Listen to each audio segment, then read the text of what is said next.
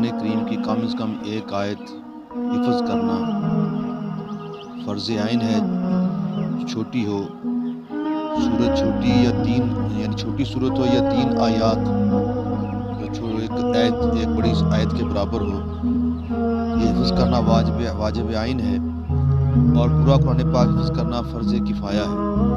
حدیث پاک میں فرائض اور قرآن کی تعلیم حاصل کرو اور لوگوں کو اس کی تعلیم دو۔ لہٰذا اگر حسب طاقت پورا قرآن پاک یا کچھ حفظ کر لیا ہے تو اب باقی ضروری فقہی مسائل یاد کرنا اور سیکھنا افضل ہے۔ یعنی ضرورت کے مطابق پہلے علم حاصل کرو قرآن پاک کو، ضرورت کے مطابق اتنا قرآن پاک آپ ضرور یاد کریں جس سے کے ساتھ آپ نماز کو صحیح ادا کر سکیں۔ اس کی کم از کم مقدار ایک بڑی آیت ہے یا 3 چھوٹی آیتیں جو ایک بڑی آیت کے برابر ہو۔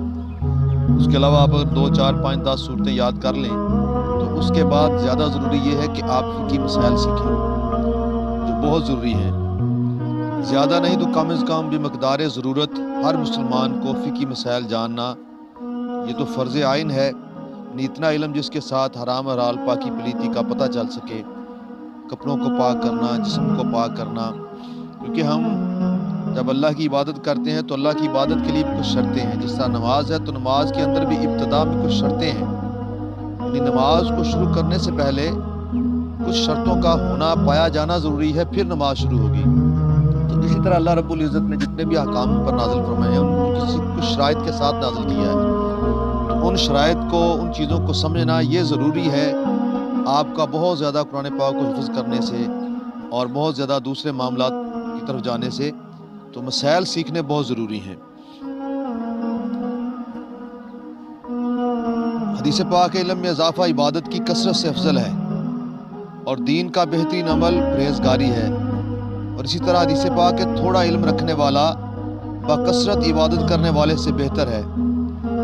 اگر آپ کو زندگی میں علم حاصل کرنے کا موقع ملا اور اتنی تاکید کے باوجود بھی آپ نے اسے گنوا دیا تو یاد رکھیں حدیث پاک میں سب سے زیادہ حسرت روز معاشر اس کو ہوگی جسے دنیا میں علم حاصل کرنے کا موقع ملا مگر اس نے حاصل نہ کیا، اور پھر اسے حسرت ہوگی جس نے علم تو حاصل کیا اور لیکن اس سے دوسروں نے نفع نہیں اٹھایا اور خود اس نے بھی نفع نہیں اٹھایا۔ یعنی سب سے زیادہ قیامت والے وہ لوگ حسرت زیادہ ہوں گے جن کو اللہ رب العزت نے دنیا کے اندر صحت، زندگی، تندرستی اور جو ہے وقت عطا کیا لیکن انہوں نے اسے گنوا دیا، اس کے اندر علم کو حاصل نہ کر سکے۔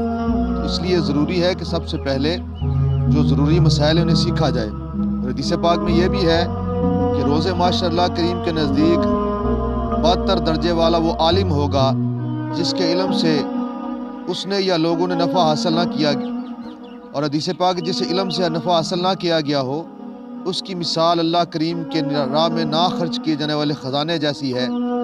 لہذا ایسا علم جو نفع نہیں دیتا اس سے جہاں رہنا کچھ برا نہیں۔ اسی لیے حدیث پاک ہے آقا کریم علیہ الصلوۃ والسلام نے فرمایا اس علم کا سوال کرو جو فائدہ دے، ایسے علم سے پناہ مانگو جو فائدہ نہ دے۔ اللہ تعالیٰ ہم سب کو زیادہ سے دے بہت کثرت سے علم دین حاصل کرنے کی توفیق عطا فرمائے۔ ما علینا الا البلاغ المبین۔